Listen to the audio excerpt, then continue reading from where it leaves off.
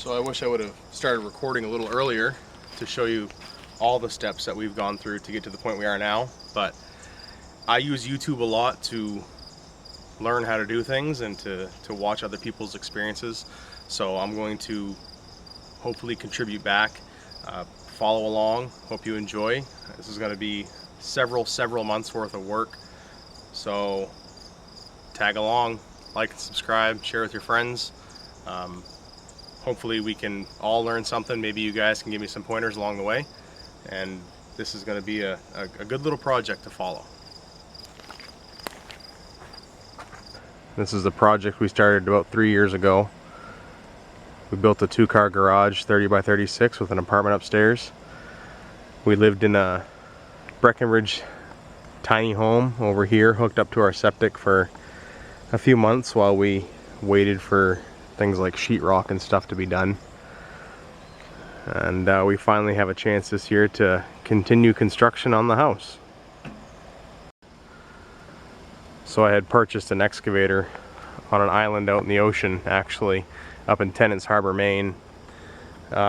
Decided to buy some equipment and do my own work, try to save some money, maybe sell the equipment when I'm done.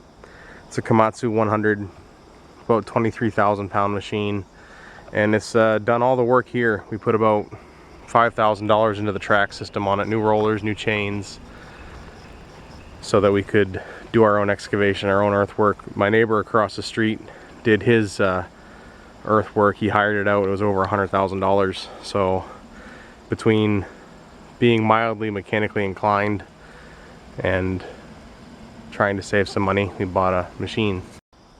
So this is the excavator I bought. It's a little older. I think it's a early 2000s Komatsu PC100-6. It's a gray market machine. Everything's in Japanese. Luckily, with it being a Komatsu, I have a local dealer that has been able to get me just about everything I need. I got a parts manual, I got a service manual, and I've been able to maintain this machine, bring it back into usable functionality, and it's been excellent. It's got excellent power. It's a great machine. I highly recommend it. So when I bought this lot, it was completely wooded. This pine tree in the corner, I liked it, decided to keep it, but I took probably 40 or 50 of those pine trees out of here. I was getting 3 really clear 16-foot sections, 24 inches at the butt. Just incredible wood was coming out of here. And unfortunately at the time, the wife was pregnant, we had a kid on the way, we were getting close to winter, had to get in the house, so I ended up selling it to a local sawmill instead of keeping it and sawing it myself. But hopefully in the future, when I build my shop over here, I'll be able to show you guys that. And I'm hoping that I can do it all with lumber right off this lot. With the cost of materials, it's worth buying the sawmill. I wish I would have recorded this excavation. It was really rough digging here. We just had a crazy amount of ledge and rock come out of this hole. This dig took like a week. It was very abusive on the machine, but I tried to separate my materials out. Up on top of the hill there, I stripped the topsoil off last spring, so that's why there's all kinds of growth in it. But between separating out the topsoil, pulling out the boulders, all this over here is gravel that came out of this hole, so I think I'm going to be selling a job down the road here, doing about 125 feet of road. So hopefully I can take the gravel out of here and make money on the gravel and on the labor. That'd be great, instead of buying it from the pits. Between trucking and the cost of material, if I can make the money on the material, then it'll make all the difference in those jobs. During the excavation, we pulled out just a crazy amount of stones and boulders and rocks. And around here, a lot of property lines are denoted by rock walls. So I'll be using these boulders and rocks to do that. We did a little excavation here, a ramp so I could get my machines in and out of the hole. That was definitely worth doing. So 3 number 4 bars.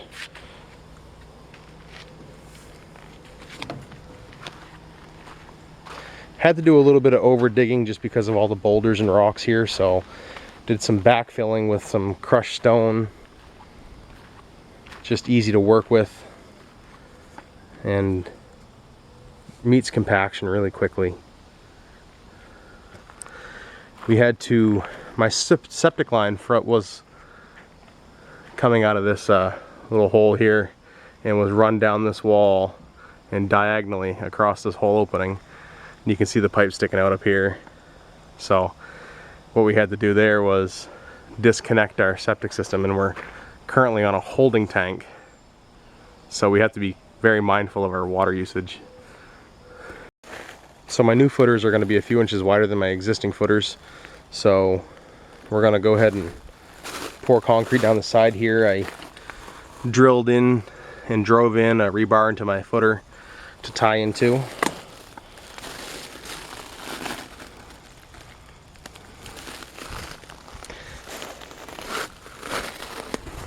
It's a good view of these spacers. Really convenient for do-it-yourselfers. I think it'd save a lot of time, you know, overhanging them with wire from some 2x4s. We tried to maintain full length form boards as much as we could so I can reuse them in the future of the building, maybe for floor joists or maybe for going around our windows in the ICF. Doing an 8-inch footer, doing 8-inch Nudura ICF blocks for the basement walls and 4-inch ICF blocks for above grade walls. I'll show you the transition detail.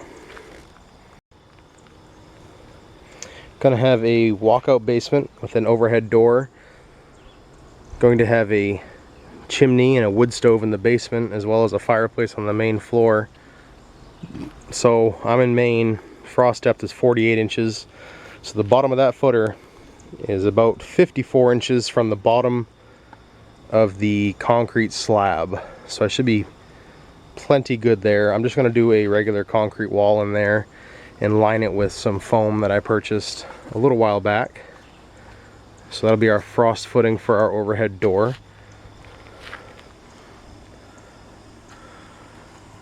Rebar has gone absolutely crazy this year in price. Got a pretty reasonable deal locally. Bought about 200 bars for this house. Bought this rebar bender on Amazon. It's like 300 bucks. Definitely worth it. So our goal here is to try to get equity ahead on the house by doing the labor ourselves. I've done a lot of different trades, so between being able to repair my own equipment, being able to do my own labor, I'm ahead in equity. So it's more work, but I will get ahead with the with this structure. We built this all. The only thing I didn't do was the concrete, the electrical, and the insulation, because the electrical, the guys did it in about 2 days, and I just can't compete with that kind of time. And they know all the codes for that. So between them knowing all the codes and being able to get it done quick, it was worth the money. Concrete was done traditionally. I don't have forms. The guy who did it did an excellent job. That is incredibly straight and true. So I'm very happy with that.